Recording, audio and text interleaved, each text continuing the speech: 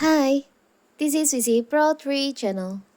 In today's video, I will show you how to see suggested account on TikTok. Before we get started, don't forget to subscribe and turn on the notification to keep you updated about this channel.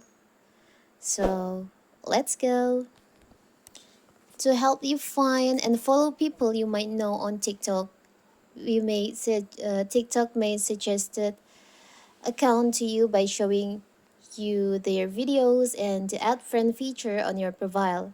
Suggest your account to other on TikTok so they can follow you.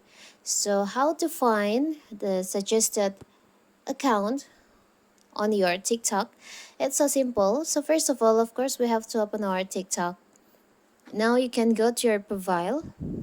Here's on your profile, you can see the list suggested account that you can follow on here. You can see there is an edit profile, share profile, and there is an icon here. You can just tap on that. Here's is all the suggested account on your TikTok that you can follow. Maybe this account is from your contact or your Facebook friend or maybe the people you know.